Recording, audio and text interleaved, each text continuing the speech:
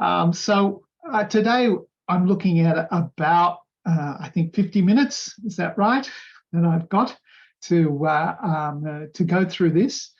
I know that many of you will have excellent English, but sometimes when you're following something like this on a screen and through audio, which is not always the best, it is difficult in another language. I know I would find it difficult in Indonesian, even though I've studied Indonesian for many, many years. So I will try and speak not too fast, but sometimes I might get a little excited. So you'll have to bear with me. Please ask questions in the question time. I really would enjoy a discussion. I would love to be in Jakarta, but unfortunately, I haven't been there since COVID, but I am planning to go there at the end of this year. Okay, let's start our topic. Now, one of the things is there's this tradition now in Australia that we have what is called an acknowledgement of country. An acknowledgement of country is for the speaker to acknowledge the land, the original people who inhabited the land which I am speaking to you from. The interesting thing from a sport point of view is that now, before any grand final, before any final of football or cricket or any other sport, this acknowledgement of country will be read out, or there will be a welcome to country, which means people from the Indigenous community will be welcomed to the sporting field, and they will have a smoking ceremony before the sport begins. So in that tradition, I would like to begin by acknowledging the traditional owners of the land on which that I'm speaking today, which is the Wurundjeri people of the Kulin Nation, and pay my respects to elders past and present. This is also very common now, but particularly when we're speaking about history, and some of that will come up during my presentation. So we have to remember that I am speaking in the context of a very special week in Australia, and particularly in Melbourne, and that is that this Saturday is the Australian Football League Grand Final. To give you an indication how big it is, we will have a public holiday. So even though it's just a sporting event, we will have a public holiday on Friday. There will be a parade through the streets. Actually, they're going to do a parade along the river this year, all the way to the stadium. And that's just on the Friday. And events will happen all the way through this week leading up to the grand final. There are two teams that are going to play in the grand final. One is the Swans, the Sydney Swans. They're a team from Sydney, and the other team is Geelong, which are the Cats, which is a small city. Geelong is a small city just west of Melbourne. Now, everybody is going to know about that in Australia. Everyone will know about the grand final coming up. There'll be lots of TV shows about it. But there is another sporting event that's going to happen, which hardly anybody will know about, and that is the beginning of the Trugo season. It is the complete opposite, a very small sport played in a very small area of Melbourne. And we're going to use these two sports as our example. So I'll explain a little bit about them. Now, one thing I should say is give you this warning of bias. Normally, bias is considered a bad thing, particularly in academic work. We don't like to see bias at all. But the strange thing in sport, bias is celebrated. People embrace bias. They take a side. And there's a phrase which we use sometimes for people who are just maybe a little bit over the top. And that is the one-eyed supporter. A one-eyed supporter only sees his team team's achievements and often fails to recognise the other team's achievements. So they're a one-eyed supporter, they just go. And I like these little T-shirts that they have here. Now here you'll see the Geelong side, which I said is one of the teams in the grand final. You can see the T-shirt is really quite boring. The colours are plain, not very interesting. Whereas the Swans T-shirt is very interesting. I find it subtle, in fact, quite cool. And that's the one I would buy. Also, because today's a little bit cool, I might put on a scarf that I have here just to the side to make myself a little bit more comfortable. I do have my cap, my beanie, ready for the grand final. So as you can see, I am almost a one-eyed supporter.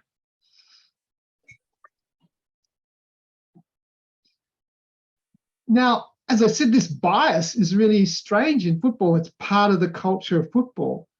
Our politicians try to avoid bias, particularly about cultural issues or religion, for example. So a prime minister in Australia would not be expected to talk about their religion, but they are expected to take a team, a football team, which is a little bit strange because you would think their supporters might be disappointed if they chose the wrong team.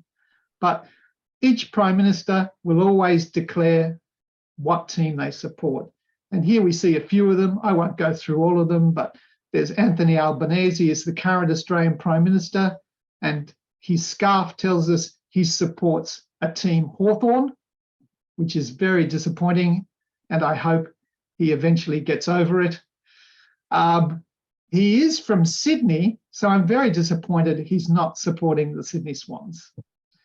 There are other people here, and it's also interesting that the last few prime ministers in Australia have all come from Sydney. People like Anthony Albanese, Scott Morrison, and Tony Abbott are all Australian prime ministers who've come from Sydney. And Sydney is not a strong Australian football area. Traditionally, they play rugby league or rugby union, but they do have a very strong AFL side called Sydney Swans. So there's lots of debates sometimes whether the prime ministers are just doing it to make them seem more human, and maybe they don't really support that particular team. But there are prime ministers who've been very, very clear, very strong supporters of AFL. And here was Australia's first woman prime minister, Julia Gillard. She was a true supporter of the Western Bulldogs, which is a team here in Melbourne. And I'm telling you this because it shows you there is an incredible depth of interest in sport in Australia. And politicians can't ignore it. Most Australians can't ignore it. So that's why, one of the reasons it's an interesting topic to look at if we're going to study the culture and language of Australia. And this all starts at a very early age. I was looking at some Javanese traditions where the baby has to choose objects in front of them that might tell us about their future. And many parents here, they like to buy babies their football scarf to try and influence what team they will choose. And in this case, this poor baby here has the scarf of the Brisbane Lions. So there's no sitting on the fence. To sit on the fence means that you're ambivalent, that you are neither here nor there with a team. In Australia, you have to choose a team. That's clear. So here are the two Australian sports that we'll use as examples. The first is the most well-known. It's called Australian football, often Aussie rules, and quite a lot now it's called AFL. So the name is a bit strange because that refers to a specific league, but nevertheless, it's called AFL by a lot of people. As you can see, it doesn't really have a specific name. So quite interesting from our language point of view, it's just called football. And it depends where you are in Australia, what football will mean. To some people, it will mean Aussie rules, AFL. To some people, it will mean soccer, just like in Indonesia. And to other people, it will mean rugby league or rugby union. Depends where you are in Australia. As you can see on the left hand of your screen, it's very unusual because it's not played on a square. It's played on an oval. And it takes that oval from cricket, which so they were playing on cricket fields.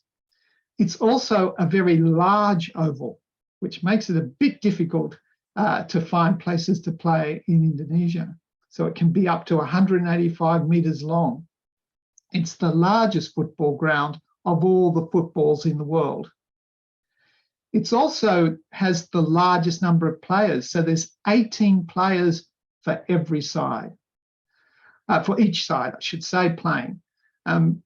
So that means that there's a lot of players, but it's a very fast game. It has been clocked or measured as the fastest football in the world, meaning the ball moves from one end to the other in the fastest possible way. Simple aim, you've got to kick the football through these sets of goalposts. And if you kick it through without anyone touching, it's 6 points. But if it hits the post or it goes through the short post and the long post, it's a behind and it's only 1 point. That's it. I won't go into any more details about it because we're not here to really learn about all the rules. We're here to talk about language and sport. Now, the second, as I said, most people will see this. These fields are everywhere across Australia. They'll be very familiar with it. The second sport, I won't worry about. I'll just jump over that. By the way, it is a very large sport in Australia, so over 1.2 million players. 1.2 million players. And while it was originally for men, it's now played by all genders and a much wider age group as well. In fact, there's many people who are much older playing Australian football now than was the case before. The interesting thing, again, from a cultural point of view, is that it was very regional. So up until the 1980s, we had this thing called the Barassi line, which ran through Australia. If you were on the right-hand side or the northeast side, most people followed rugby league. If you were on the other side, the west side, the south side, you followed Australian football. And here is some interesting language, again, because sport is full of colloquial language.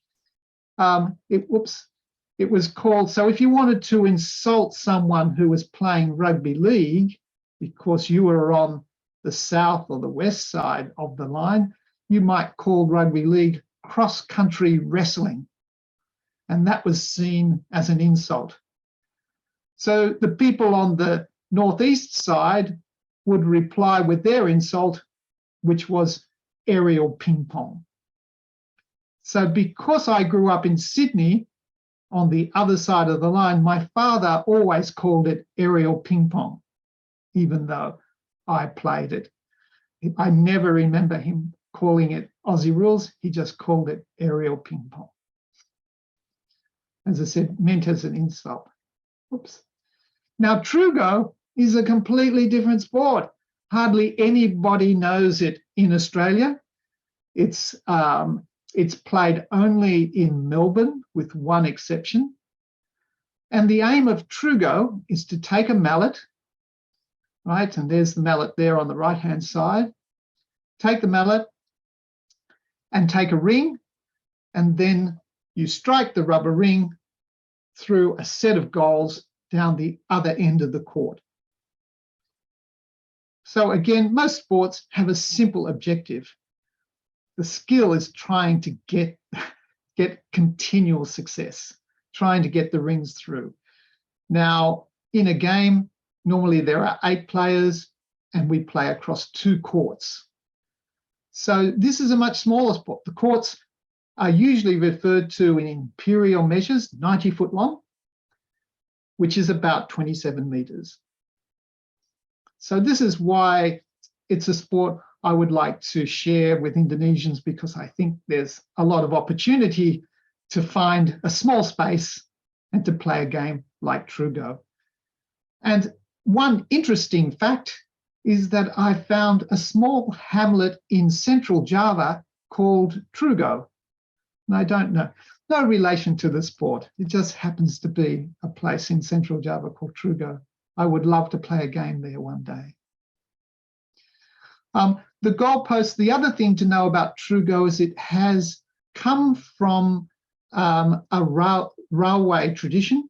So the court being 90 foot long, 27 meters, is the length of a piece of rail or 2 pieces of rail welded together. And the width of the goals, 5'9" or 1.7 meters, is the width of the rails in Victoria. So they've taken the measurements from these railway measurements. And when the game was first invented, it was played by a lot of railway workers. Now, I think I said so many, 1.2 million people play Australian football, Aussie rules. Well, Trugo has only 85 players in the world. So it's rarer than the Sumatran tiger. And that's where, for Trugo, we're looking at more preserving a tradition which is somewhat endangered, where Aussie rules is very, very healthy. And there's some extra information there, but we don't need to go into that. The main thing to know is that originally it was for people 60 years and over. And now in recent years, it's been opened up and we have a lot more young players participating. So it's cross-generational and the teams are mixed. Unlike football, the teams consist of both men and women. Here is why I say Trugo is quite rare. This is Melbourne down here where I'm speaking to you from. And here is the area that Trugo is played in, just in the inner suburbs of Melbourne. And that's why a lot of Australians don't know about the sport, even though it's existed since the 1920s. So it's almost 100 years old. When we're talking of learning a language through a sport, one word comes to mind, and that's motivation.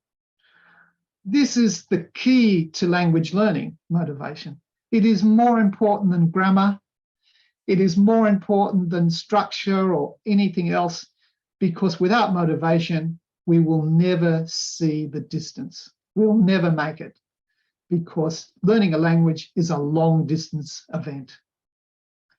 So what we want to do is we're really quite free in language learning to do any activity that gets us motivated to continue to use the language.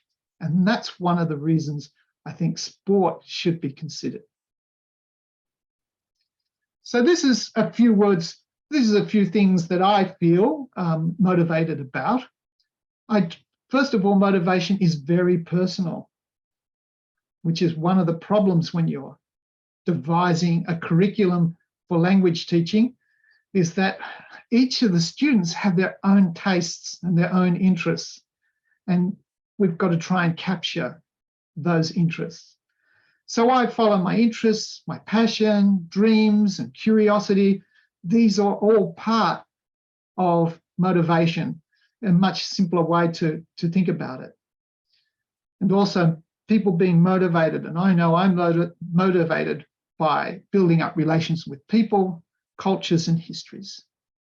Those are some of the things that motivate me.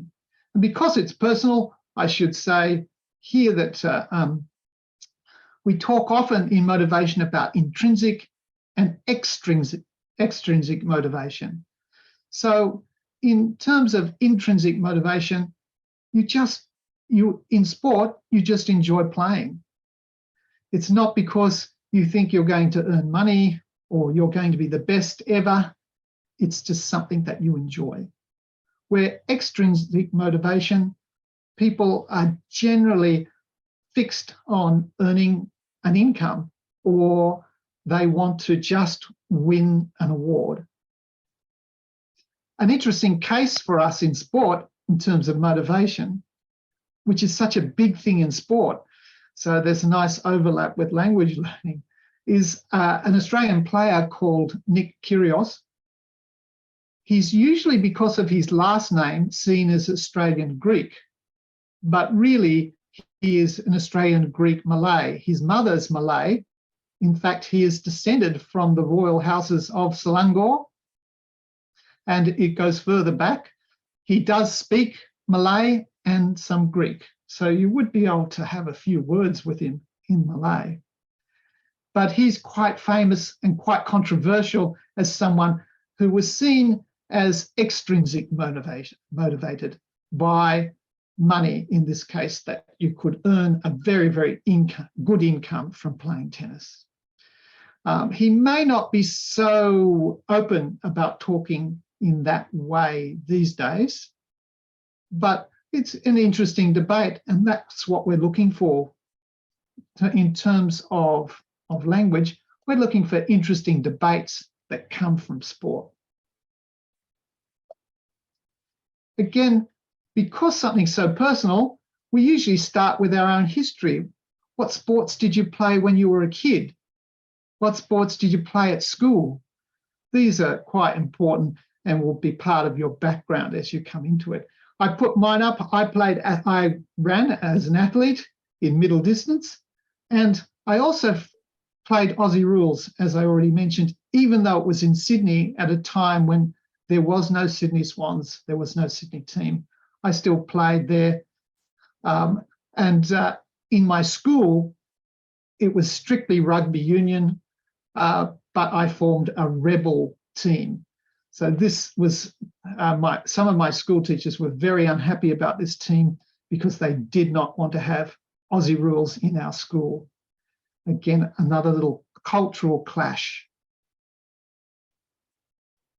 These days, as you're probably starting to become aware, I play Trugo, and we made the grand final in the last season, and I still run. But what I wanted to do is take these sports and bring them together with my language interests. And I started to do that, particularly in athletics. So I've met up with Indonesian athletes. On the left-hand side, you can see Dede Irawati. This is in masters athletics. That is people usually 30 or 35 and over. These are the competitions. This was the World Masters Games. So people came together. These are people who are not playing at the elite level. But and we did some radio interviews. So if you get this, if you get a copy of this, you'll be able to hear the radio interview with SBS Indonesian. So we did our interview in Indonesian about the sport and about meeting up in Auckland, New Zealand. And in this, on the right-hand side, was an opportunity I had to run in the Indonesian Open and in Jakarta. Unfortunately, I was the only Australian in the team. There was only one Australian there, and that was me. The rest mainly came from India and Sri Lanka and Singapore, so quite a variety of runners. And hopefully this year, I'm going to get a chance to have another kick. I've had one kick with the Krakatau's, but I hope to go and see them more often because my son, who is on the right-hand side, wants to play with the Krakatau's. And he speaks some Indonesian, and so I'm very curious to see, as he meets more Indonesians, how much he'll use Indonesian. He's a bit shy of speaking it, particularly in public, but this will be an interesting experiment in terms of today's topic, a very personal one, to see how much my son will benefit in terms of his Indonesian. And finally, from a personal point of view, I'm also interested in sport as an exchange. So it's like our language. There is no point, we don't need any more English speakers in the world. So it's no point Indonesians just learning English, because we have lots of English speakers. We don't need any more. And that's the same I told my Australian students learning Indonesian. There were already enough Indonesian speakers. We didn't need any more Indonesian speakers. We've got nearly 300 million Indonesian Malay speakers. So what was the point of learning Indonesian, or the point of learning English for Indonesians? It was because what we don't have are people who can move between cultures, who have both languages, who can go from English to Indonesian, Indonesian to English. We don't have enough Australians who speak Indonesian and can move between two worlds, an English-speaking world and an Indonesian-speaking world. So language learning is always about an exchange. That's where it's valuable. If you're just in one culture, that makes you a less valuable person, in my opinion. So I think this would be interesting to see these sorts of exchanges. So I had my students playing sepak takraw, and we incorporated that into our language learning. And of course, we've talked about Indonesians learning Aussie rules. And there are the Garuda, which is the Indonesian national side, which I was able to take my class to. So I took my Indonesian class to go and watch them play Aussie rules. And my students have had to present on Aussie rules, but speak about it in Indonesian. And then they've also had to look at Indonesian games and learn the language of those Indonesian games. I'm particularly interested in getting Indonesians to come over and do some demonstrations of gasing, the spinning tops, which I think would be a very interesting part of the exchange. It's also fair to recognise the long history of Australian-Indonesian sporting ties. I haven't found exactly where they start. I know by the 1920s, there were Australian soccer sides going over to what was called the Netherlands East Indies and playing soccer with Indonesians there. And I should say Indonesians because I've read the reports and I know that they weren't just playing with Dutch people in the Netherlands, they were playing with Indonesians and they played Chinese Indonesian sides as well. And that started around the 1920s. In the 1940s was the first Australian football games in Indonesia because we had Australian troops in Kalimantan. And there's an interesting story there because they were not required any longer for the war effort, but they were there just as a security issue just towards the end of the war. They started to build football grounds, play football. They were also learning Indonesian and Malay while they were there as well. And in more contemporary times, we have strong associations with the Indonesian Cricket Association and now, of course, even AFL Indonesia.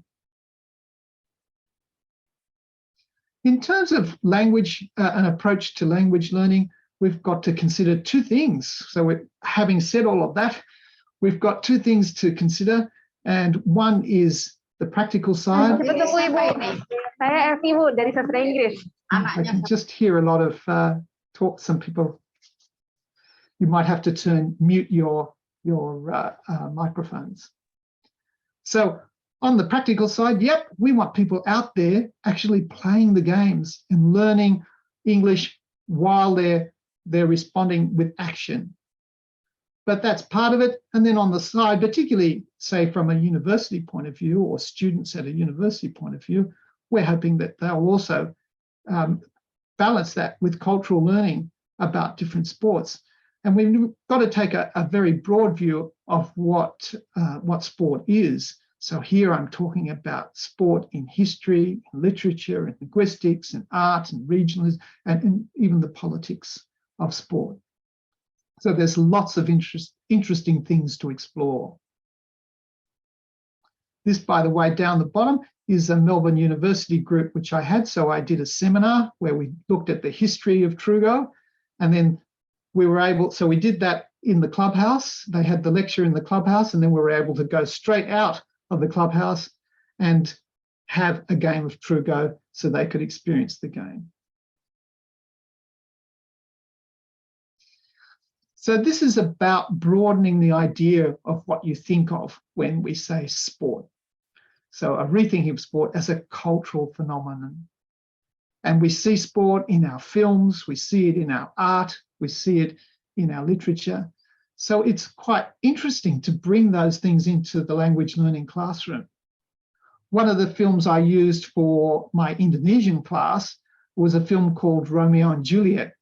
It's quite an old film now, but some of you may have heard of it, about a couple, one from Jakarta, one from Bandung, who fall in love. And of course, it's this parallel to Shakespeare's Romeo and Juliet. There's quite a lot of violence in the film, so lots of things to discuss there, but my students found it very interesting. And there's an example of Australian football in film, in an Australian film called Australian Rules, which dealt a lot with racism and also living in a sort of isolated area in Australia. Those two pieces of art are pictures of Trugo that have been drawn. In particular, the one up the top here is a public mural in a suburb called Yarraville, which is believed to be the birthplace of Trugo, and I pass it quite often.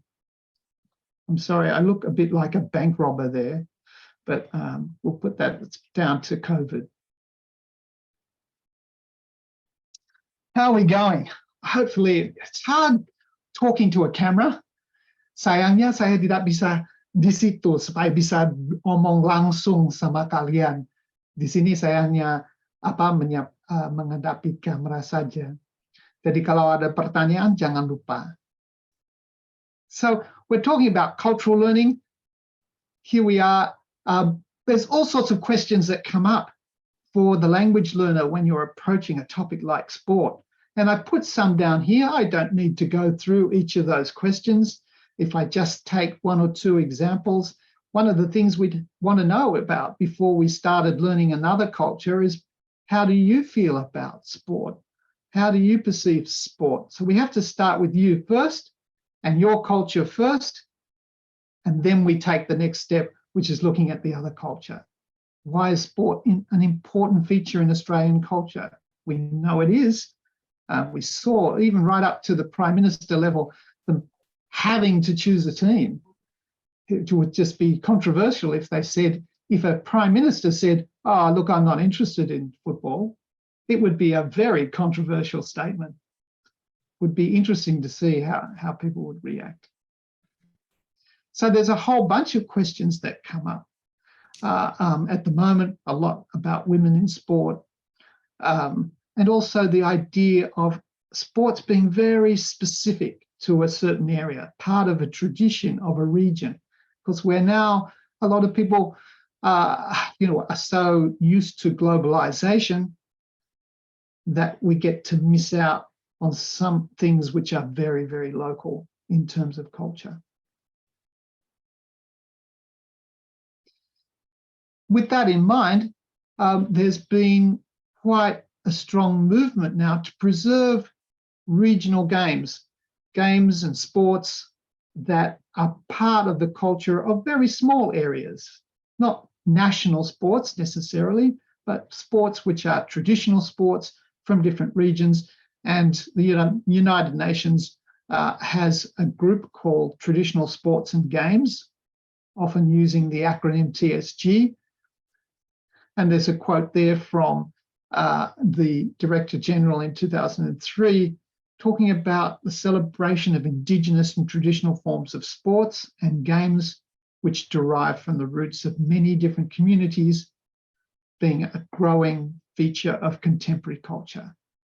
So this helps us, to see how worthwhile sport might be in terms of a topic for language learning. And there are lots of festivals now, so even very, very small sports now can go along to these festivals and showcase. This one was in Italy, but there are others in Germany and different countries. There was one also in Jakarta under an organization, international organization. I think they're based in Switzerland, called Tafisa, which originally was about health, but now has taken on board this idea of preserving traditional games and celebrating traditional games. Needless to say, in Australia, we have some traditional games, but not so many, not many with a high profile. Boomerang Championships is one, but I don't know anyone who plays this in Australia. It seems more popular in the United States, in India, and I know that Indonesia is also an associate of the International Boomerang Association. So someone in Indonesia must be throwing boomerangs. And it's a competition, it's a sport, not just throwing the boomerang, which is based around these scores for the boomerang landing close to you or further away from you. And there are different types of rounds, but I won't go into that too much. Another indigenous sport was known as mangruk. And mangruk has been argued by some historians as part of a predecessor to Aussie rules, to AFL. Some sports historians argue against it. Some say, yes, it did have a big influence, but not many. Unlike other countries, in the indigenous games have not become particularly popular in Australia. So Trugo is, as a sport, in terms of traditional sports and games, it fits the criteria very, very well.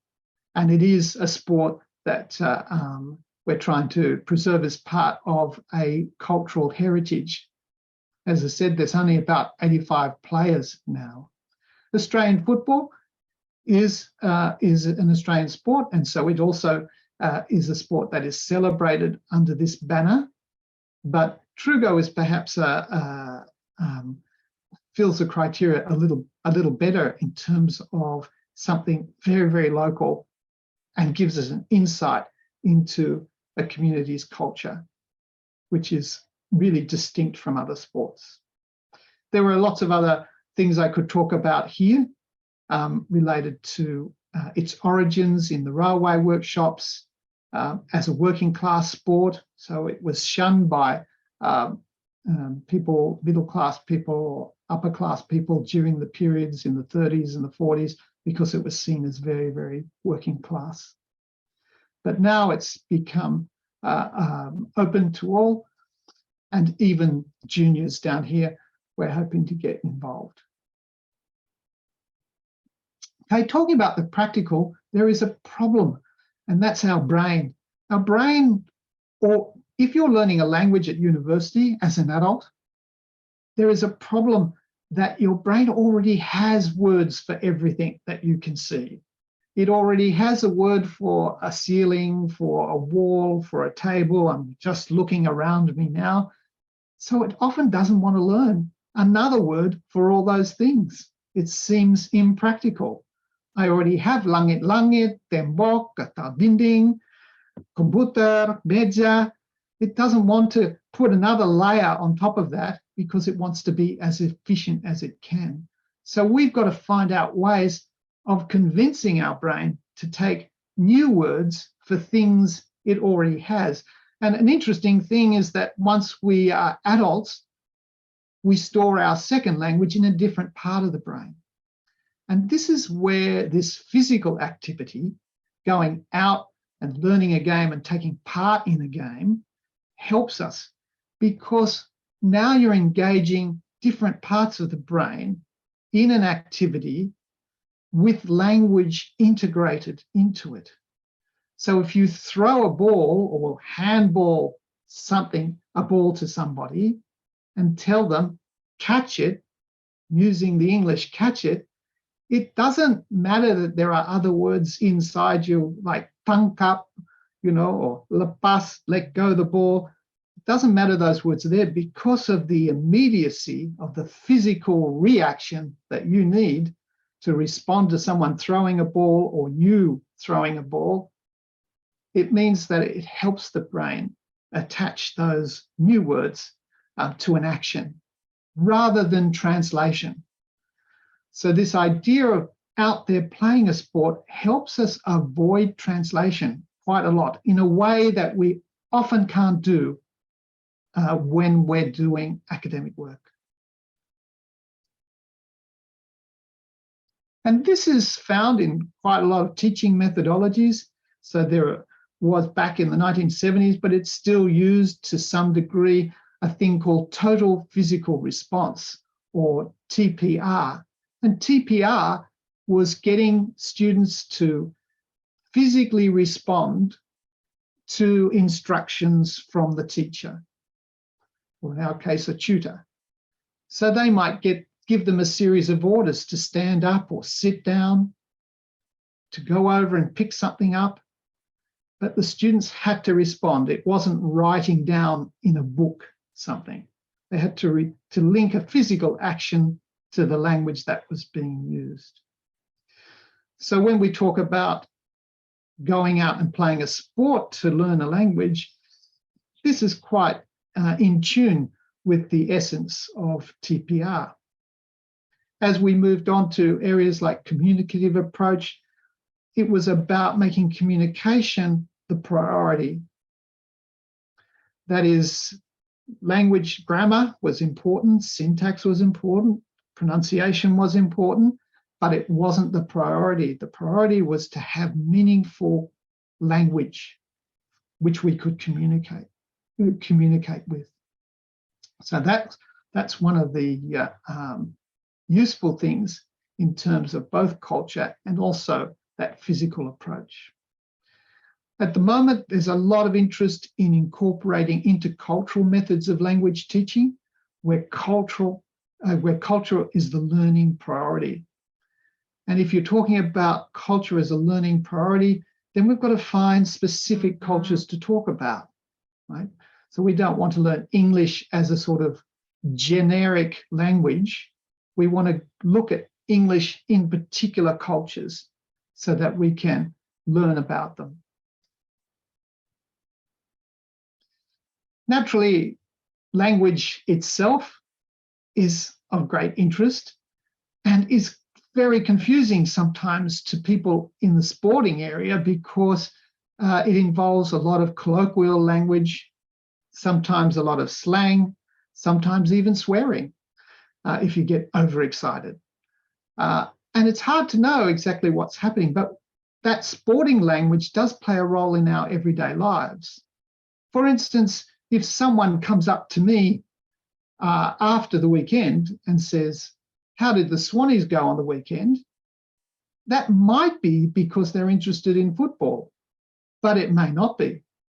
It might be because they're just trying to be friendly. So the context plays a huge role. "How did the Swannies go on the weekend?" might translate as "Apa kabar?" It's really just saying, how are you? They don't really want to know about whether the Swans won by 20 points, whether they're in the grand final. They might have another reason to talk to you. But it's a way of what we call breaking the ice, so that you can come into the office, come into the factory and say something to someone so that you can be friends. And it may not have sport as an objective.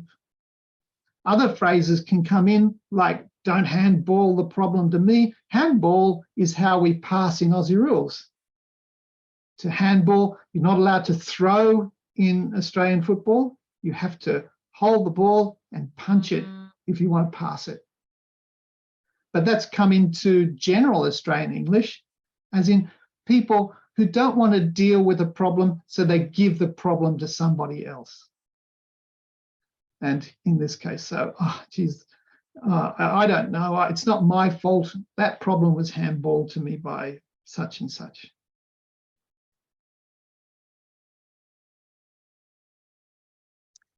Another example of how this comes in, people using language sports language in a totally different context is this historical example. The Prime Minister during the Second World War was John Curtin. And here he is talking about a time when Australia was under threat. Many Australians believed the Japanese were going to invade Australia. So he's wanting to boost people's confidence. He's wanting to talk to them in a straightforward way. And so this is how he sums up developments in the war. He goes, if I liken the Pacific War to a football match, I can say that the first half is over. We have kicked off after interval, and we are going to carry the ball into enemy territory for a smashing victory. How strange is that? He's talking about really turning the Japanese back, but he's using football language to describe it. Here's a more modern example. In 2014, the then Prime Minister, Tony Abbott, said he would shirt front Russian President Vladimir Putin over the shooting down of the Malaysian Airlines in the Ukraine. So it's still quite a relevant topic today. Shirt front was a phrase which is believed to come from Australian football, meaning, and there's a Macquarie Dictionary definition, meant a head-on charge aimed at bumping an opponent to the ground. So you went straight for your opponent and you knocked them over. But here it's being used in a kind of coarse way as people often saw it as a threat to Vladimir Putin. Vladimir Putin laughed it off, apparently, but it took a lot of news agencies by surprise. And the BBC had to explain to British listeners what shirt front was as a term or phrase. And this became quite popular, as you can see. Yes, they did put a T-shirt out about it as well. I'm going to shirt front Mr. Putin. So 2 examples of how language comes in to our general means of language, our general communication. There is, of course, when we're just talking about pure language, the fun of language in sport. The way the commentators speak or call a match can be quite funny, entertaining, intriguing sometimes as well. And here are just some examples that would come from a match of Australian football. Can plus the name of your team. So on Saturday, I'll be going, Can the Swannies. This is sort of colloquial language. It's very lively, and it is a nice contrast to formal language that you are normally learning in English language classes. And there's phrases which I've always liked, things like playing a blinder.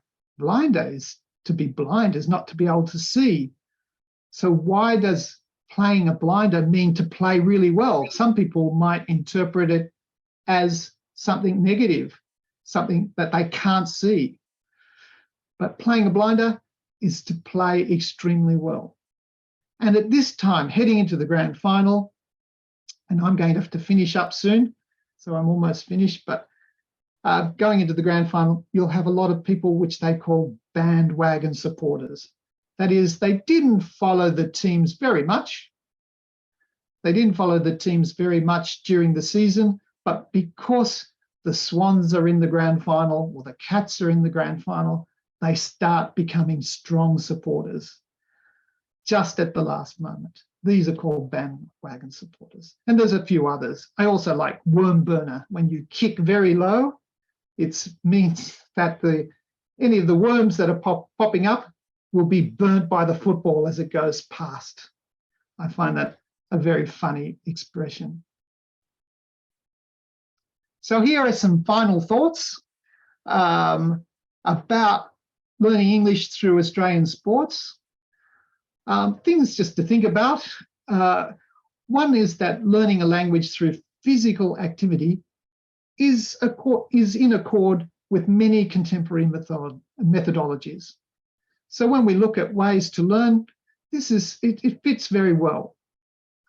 Secondly, it engages students directly in a specific culture. I'm very keen to look, sometimes I worry English is taught too much as a generic language. They learn American English or they learn British English, but there is no such thing as American English or British English. If you went to the United States, you would find a different form of English in different regions. The same in Britain, even more so in the United Kingdom. So in Australia, it's a little bit easier because the accent remains the same across the continent. Though there are different accents, they're not regional accents. But having said that, the language still has very specific phrases and words that belong to a particular state or city that people live in. So I'm not so much a fan of teaching English as a generic language.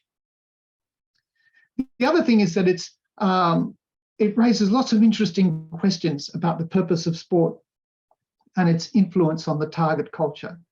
And given that a good methodology is going to prioritise the learning of that culture, this is something to take on board. The other thing, just a practical thing, is that the degree of language you use is easy to adjust. You can tell people, well, pick up the mallet, pick up the ring, hit the ring to the goals down the other end. It's a nice, simple, instructional language. But there are new objects like the ring. When journalists first described the ring in Trugo, they weren't sure what to call it, and there were many terms, puck, etc. But so you were still learning very specific terms. The other thing is that you get out of the classroom in terms of going and playing the sport, and the classroom is a very artificial environment. We don't learn culture very well inside four walls. It's a much better thing to get out and actually do something, meet people. And I guess my final point is that really the relationship between Australia and Indonesia is often dominated by politics. This is not uncommon when you have two countries next to each other. We have a political border and we have to deal with everyday matters, things that affect us. So decisions that are made in Indonesia are going to impact on Australia. Decisions made in Australia are going to impact on Indonesia. And so while that's important and really of great interest, we need some balance, and sport provides a balance where we can communicate with each other over something which is an enjoyable and hopefully a relaxing activity. And that finishes my presentation for today. Of course, I have only one thing to say. Yes, you can learn English through Australian sports. And of course, I have to say, go the Swannies. Thank you. Yep. Thank you very much, Mr. Paul, for your sharing session. Well, I extremely happy to have you here because your presentation is equal with my one semester material, Mr. Paul. Oh, good. Seharusnya saya menggunakan lebih banyak bahasa Indonesia, tetapi saya khawatir waktunya terbatas. No, I have much time for you, unlimited time for you. Okay, me personally have some questions, many questions actually for you, but I have to keep the question. So now I move to Miss Anna first. So maybe Miss Anna can inform technically if we Indonesian students want to know and want to practice this sport, where and how we can join that kind of community. Time is yours, please. Okay. All right. Pak Paul, thank you so much. Would you like to stop your share first, and then I will share my screen. There we go. Okay, yeah, thank you so much for this wonderful opportunity, and I'm really, excited for today, and I also excited listening Pak Paul presentations, and it really give me wonderful insight. And today I'm not a speaker. Basically, I would like to give a testimonial. So when I was studying in Australia in Monash University, I took a Master of TESOL, teaching English to speakers of other language.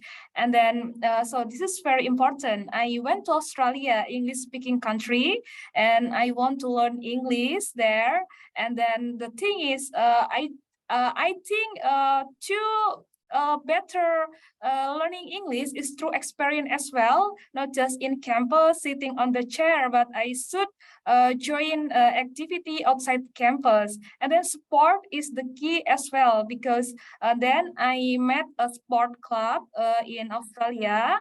One of them is Krakatoa's football club.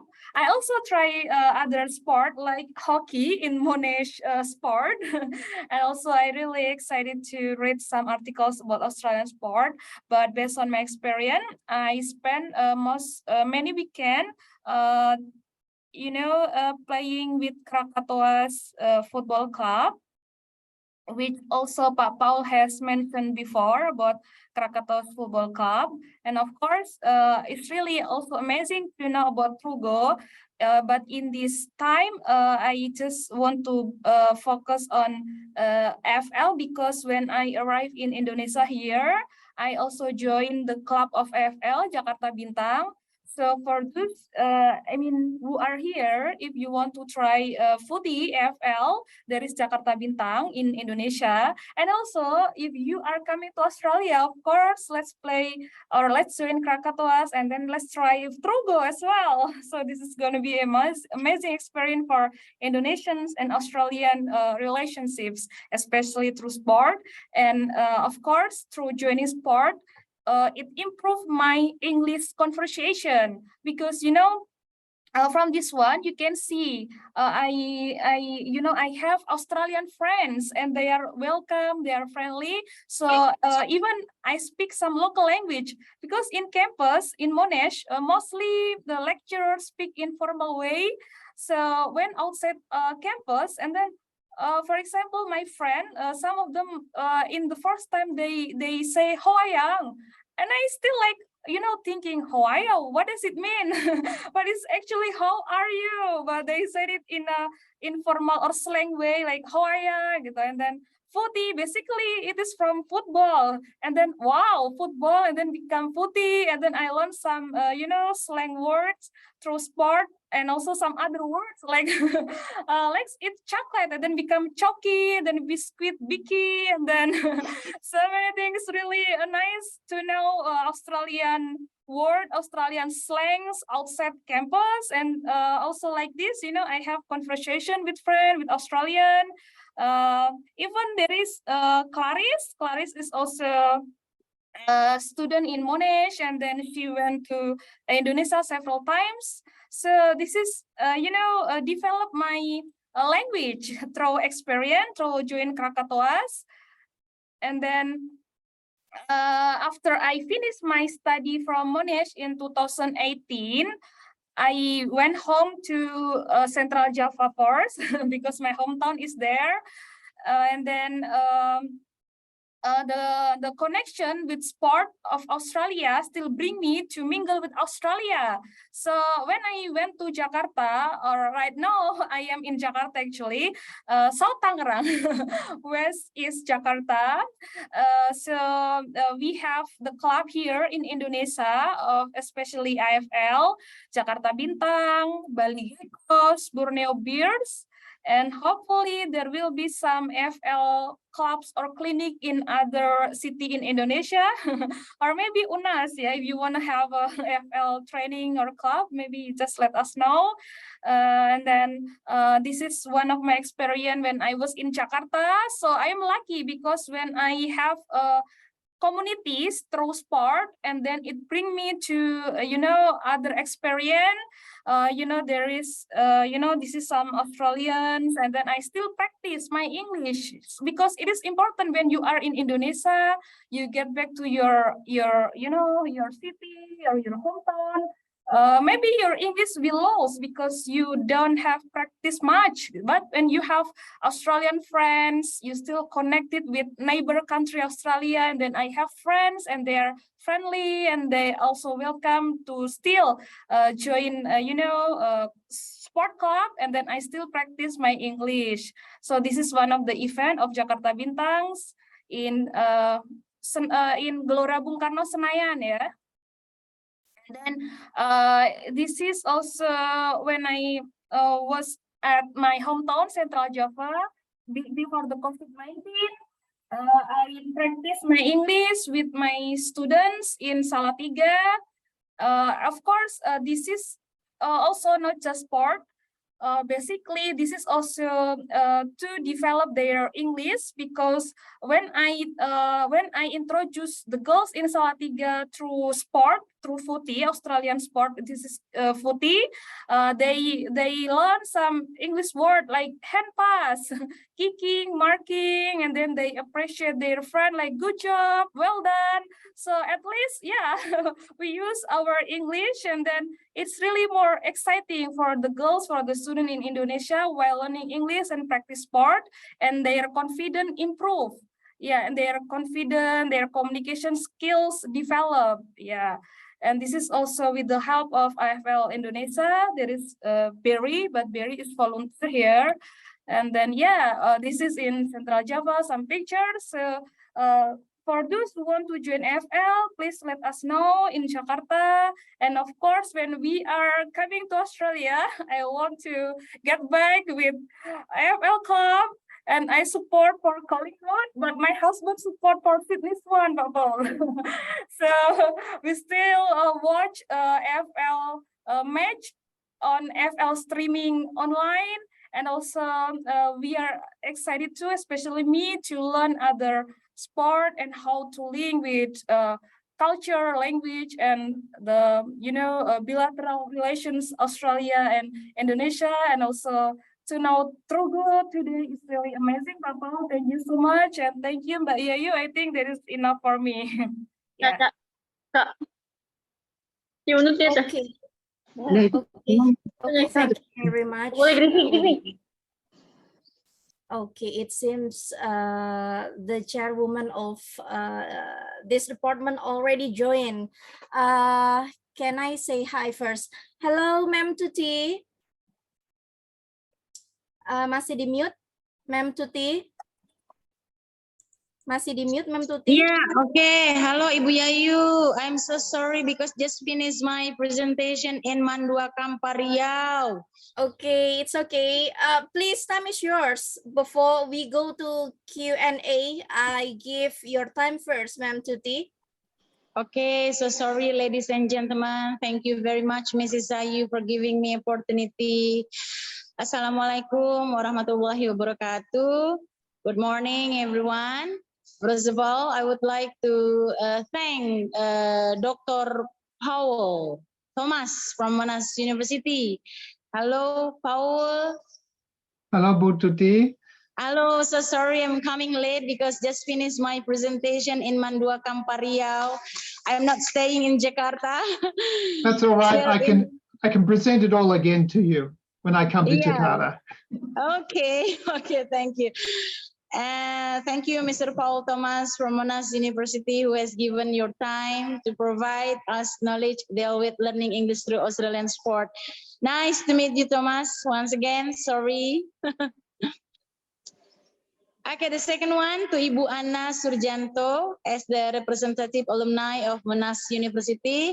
Maaf, Ibu Anna just join the meeting. Nggak apa-apa, Ibu. Terima kasih sudah. Iya, sama-sama. Mohon maaf ya, Ibu.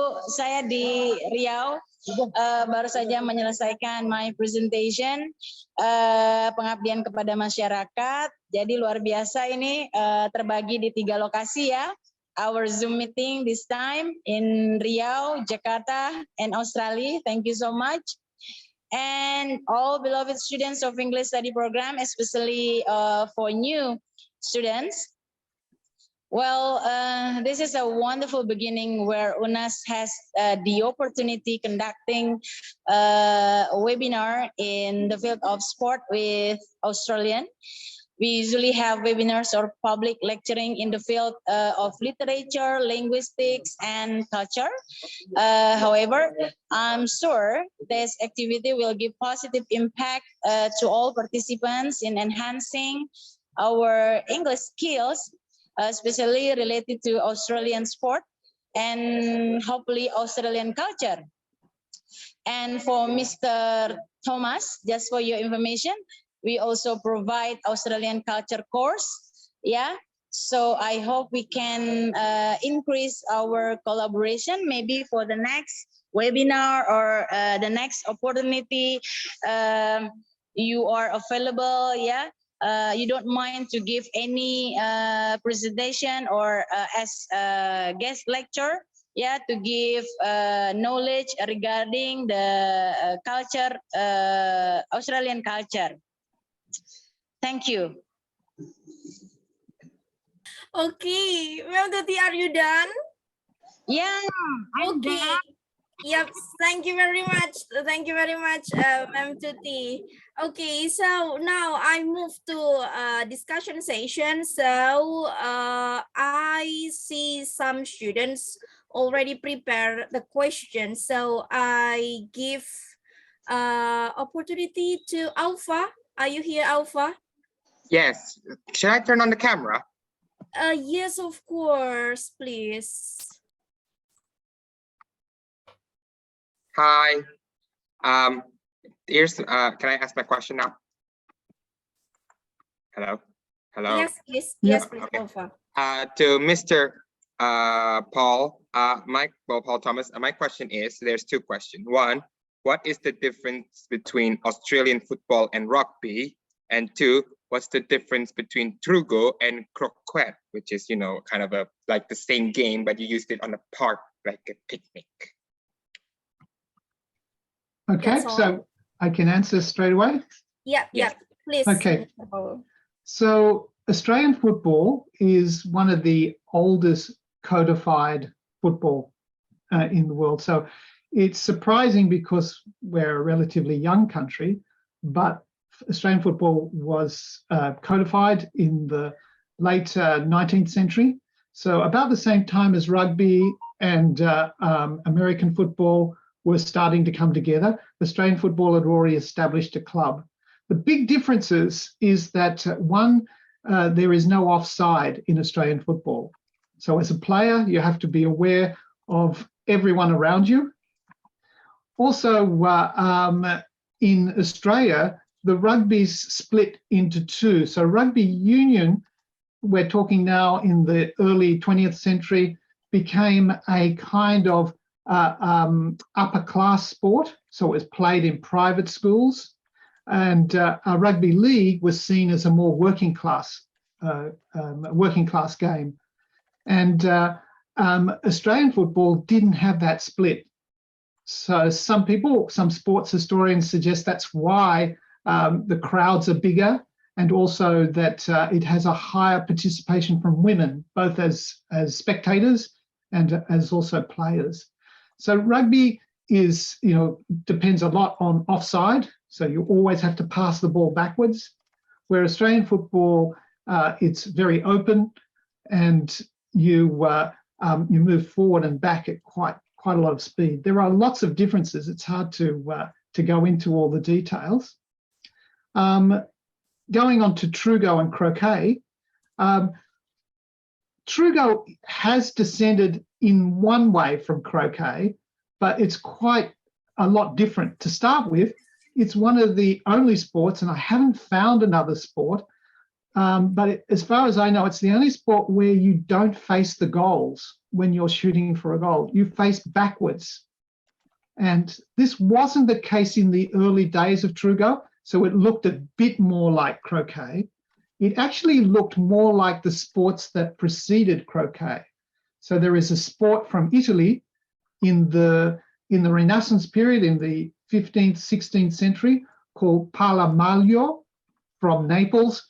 And it's a little bit similar to that. And there's a very strange connection I found recently, another sport in Italy around the 16th, 17th century, which was called trucco, which sounds so similar. But the fundamental difference for truco is that we do not face the goals. And we are striking goals, where croquet, you move around the court, where truco, you have goals directly down from where you are and you shoot down for a goal. And you only have one shot to hit the goal. You can't hit the ball or the ring 2 or 3 times like you do in croquet. Okay, thank you so much. Now I understand. Yep. Okay. Thank you for your question. Yep. Thank you, Alpha. Okay. Other question, guys? Is there any question? Anyone? Okay, Mr. Paul, I think they are quite a little bit nervous because, yeah, that's... Oh, come on. You can give it a go, everybody. You have to put your satay sticks down now. This is the first time to have a foreigner speaker in this department. So that's me myself a little bit nervous to have you in this webinar. Okay, I have a senior lecturer here. I try to call him Mr. Effort. Mr. Effort, are you here? Mr. Effort? Okay. Yeah, Ibu. Yep, Mr. Effort. Would you like to give any comment for this webinar, or maybe you have a question to Mr. Paul, please? Okay, shall I have to turn on my camera? I expect yes, Mr. Effort. Hold on a second.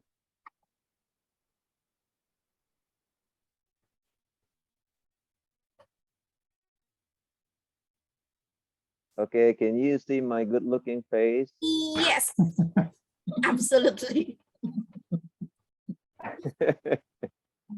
Hi, Paul. Hi, Everett.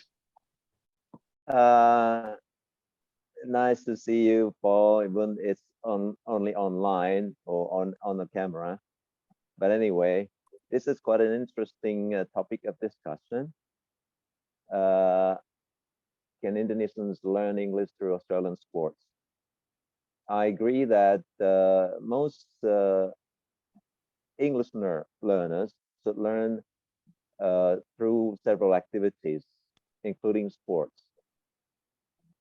But, you know, during the pandemic situation nowadays, people don't want to go out.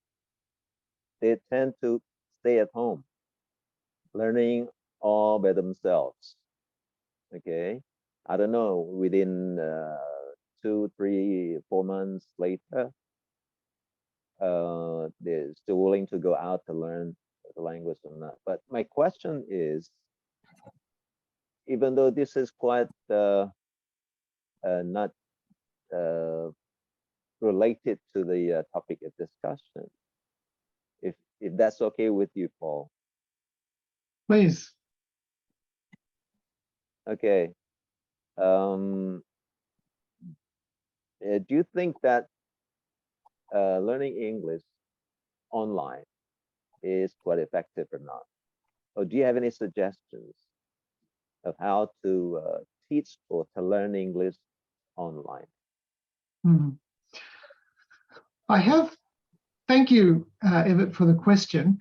And it is a difficult one because it's the hope of most educational institutions that learning online is effective and will encourage students to continue. But that's a hope. And I don't know whether we really have enough research at the moment of what the outcome is of learning online. Can we learn a language online effectively? We can, but is it the best way to learn? I feel probably not. It's hard to deny that language is a social activity. It is perhaps at the essence of who we are as human beings. We use language to communicate, but it's building those relationships with people within our own community and broader communities, which makes language so vital. So learning online can be effective, but it has its limitations. And I think really when we're talking about learning a language through sport, the whole part of that is to get out and interact with people. Makes it much harder when we're doing it online. Yeah. One thing in terms of the second part of your question is suggestions of what might make it effective. We can still play games, smaller games, and talk about games, but I think it needs to be in smaller groups than often we have in a situation such as this. Like, it's very difficult to judge people's responses. It's hard to know. For instance, if you have a joke, you don't know because nobody's laughing. You just have to hope that they've understood or that they think that, oh, yep, that might be funny. But you know, in language is so connected. The words are just part of it. But the words are related to facial expression, to body expression, and a lot of that is really degraded in online learning. So I would be surprised that people don't move back to face-to-face learning as soon as they can. But in terms of those ideas, you know, scaling down activities, but that they still can be physical activities, but scaling down activities and scaling down like the amount of people involved makes it, you know, more useful. When I'm doing 10 people, like I've done tutorials with, say, 10 and 15 people, I feel it's quite a lot more effective. You know, like people are engaged, that everyone can have their mic on and they can speak. But in large situations, once you get like 20, 30 people, it's no longer engaging. It's very, very difficult. That is actually one of the problems, you know, teaching English language in our class in Indonesia. We have a lot more students than just 15 to 20. Even I have several classes consisting of 70 students, up to 80 students. Can you imagine that? So online, unfortunately, this is online. But when it's on-site, the problems still occur. The problems still occur. Why? Because this is one of the problems of Indonesian learners learning English. Probably they're good at English only during the class session, but when they're outside, they seldom practice using the language. But if they study in Australia, for example, Monash University, they should have a lot of opportunities for them to go out and practice their language. But in Indonesia, the problem is the media. The problem is the community, where they can practice, where they can, you know, improve their English if they don't, you know, speak the language over and over again. So once again, this has been some sort of ages problems in Indonesia. So that's why many Indonesian people don't speak good English, because they don't have the, you know, some places to practice. They're probably just afraid of making mistakes, or they're probably just afraid of, you know, embarrass themselves of not using good language. So again, if I were sent to Australia, when I was my young age, I should have been able to speak English much better than today, because I practice a lot with Australian people in the speaking country, but Indonesia has no such place in terms of a place that is designed to practice the language. For example, in the public transportation, while several students or people speaking the language, and other people might just envy or get mad, or probably they think that, are you Indonesian or English? Because we are in Indonesia, so don't speak English. We're still in Indonesia. That's part of the problem, Paul. There may even be another problem as well. I find that Indonesian students learning English are more comfortable mixing their language, English and Indonesian, together. Right. And Code mixing, code switching, right? Yes, well, sometimes code switching, sometimes intentionally. They might feel certain phrases have more prestige, etc. And then they have to separate the two languages when they come to, say, writing an essay, or they have to come and talk formally. They have to try and separate it. And it's quite difficult if they're used to speaking in mixed languages. I find that that's one of the problems for Indonesian students learning English.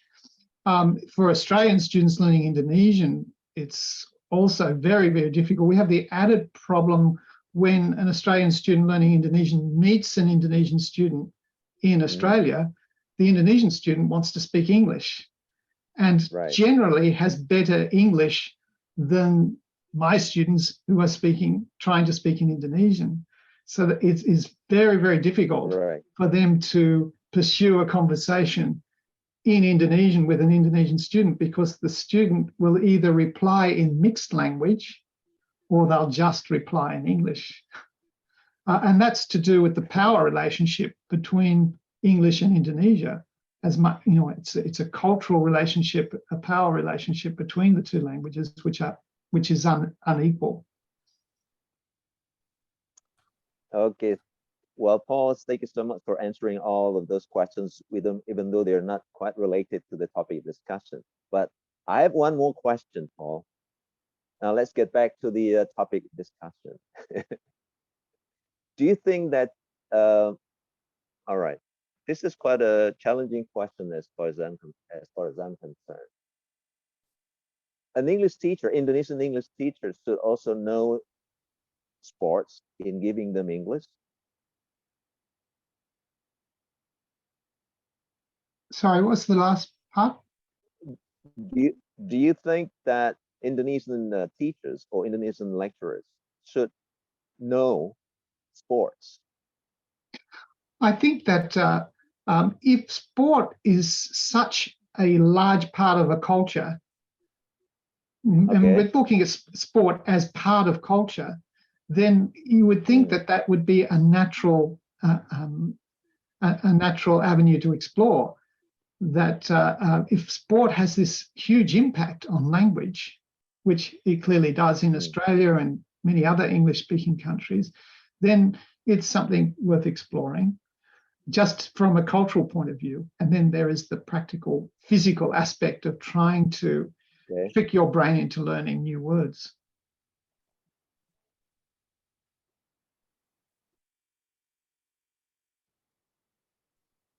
Okay, you're breaking up, Paul. Mr. Afford, can you hear? Now there's a problem with the connection. I didn't quite hear what Paul said in the last part. Okay, so Mr. Afford didn't hear the last part of Mr. Paul's words. Statement. Yeah. Okay, Mr. Paul, he didn't hear your last part of your statement anyway. Yeah, I'm Paul is still there? yes, I am. I'm just Okay. just trying to think of what the last part I said was. Okay, But, fine.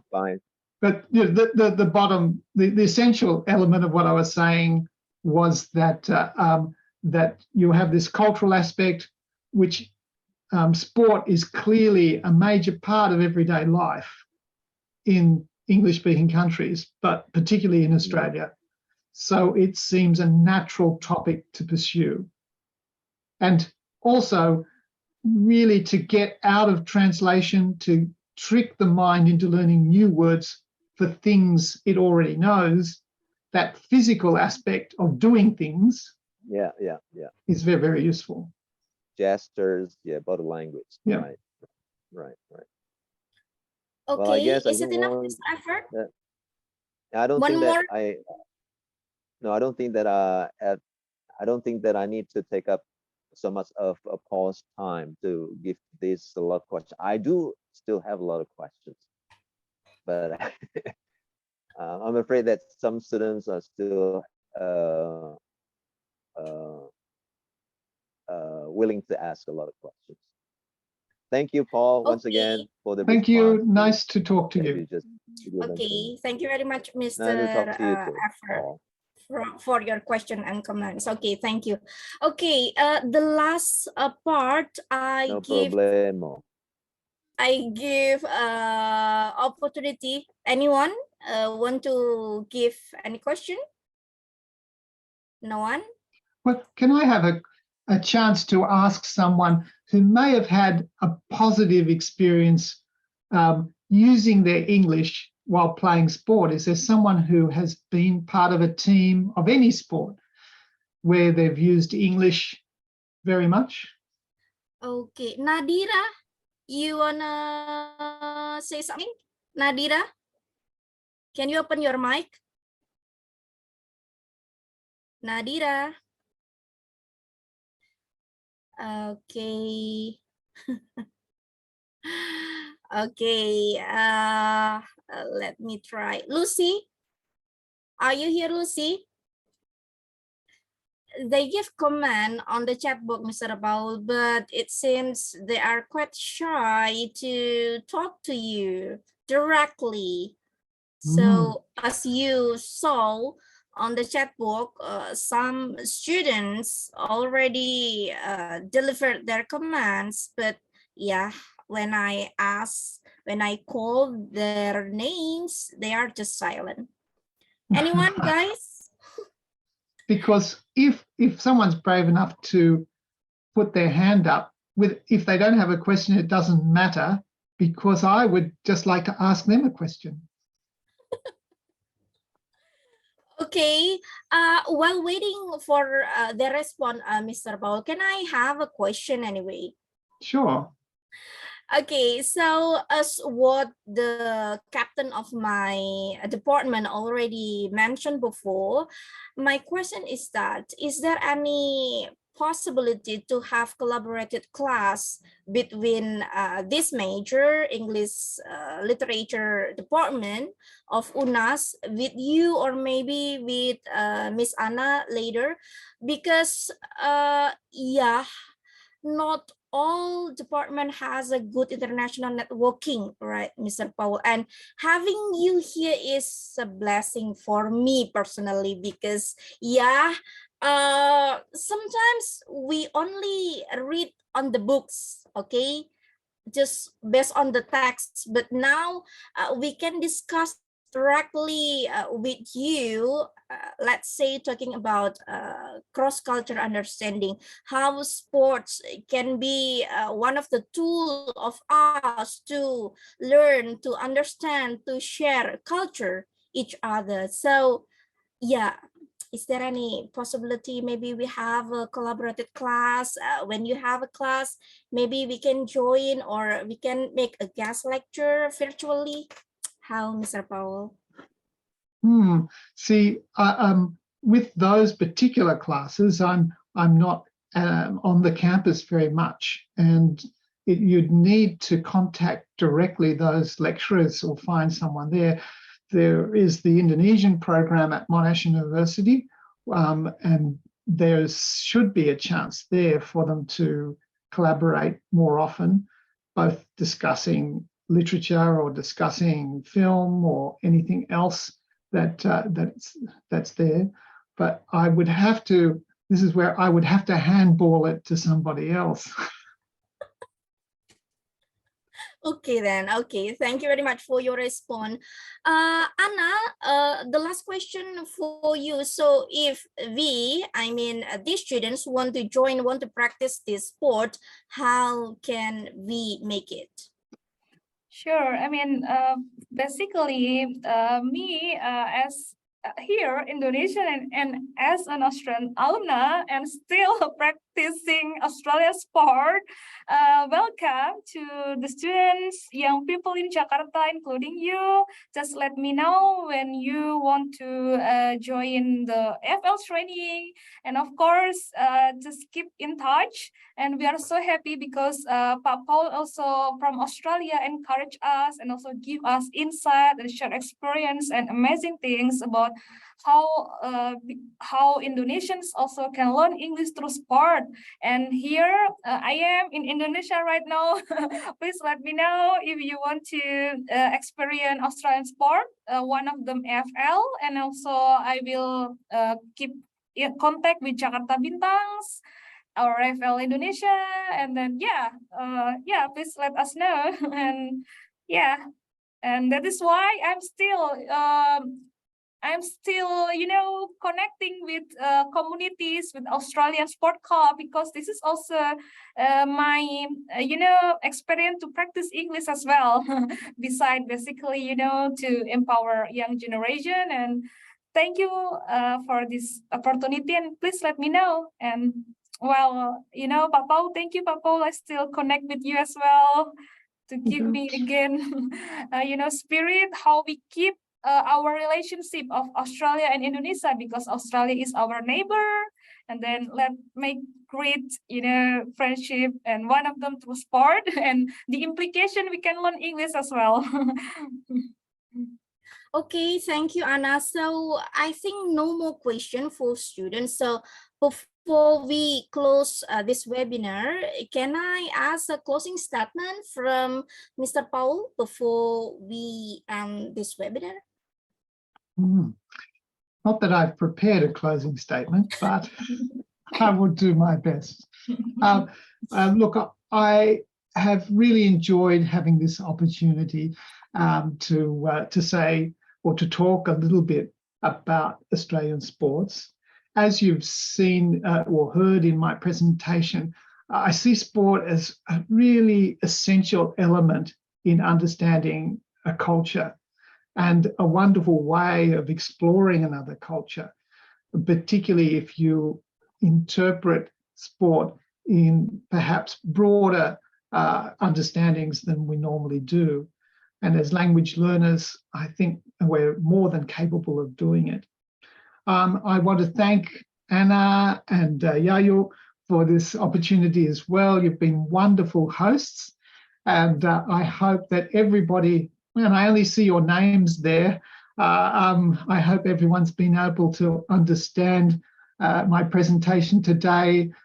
I hope that I was clear enough, and I will enjoy meeting you if I get my chance to go to Jakarta and visit your university. Thank you for all your comments, particularly, and I saw Nadira has already sent a Go Swannies comment on her feed. That's wonderful, and I'm going to look forward to the grand final on Saturday. Okay, thank you, Mr. Paul. Before ending the webinar, can we have a photo session first? Sure. Okay, guys, can you open your camera, all of you, please? Come on, we want to see your handsome and beautiful face. See, now I can see everybody. Wow. Sebelum ada kamera, rasanya seperti saya sendiri di ruangnya.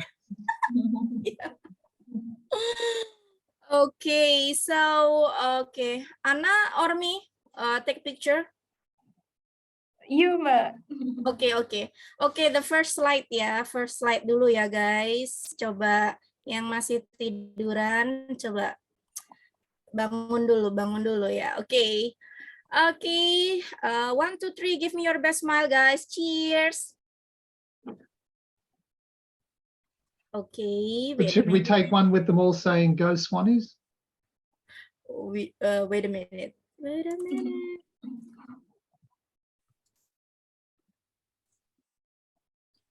Okay.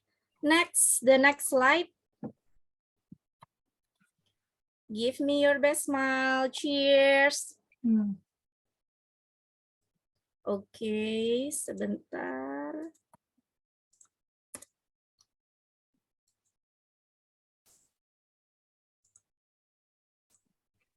Oke, next part. Masih banyak yang close kamera. Oke, I think it's enough. Wait a minute.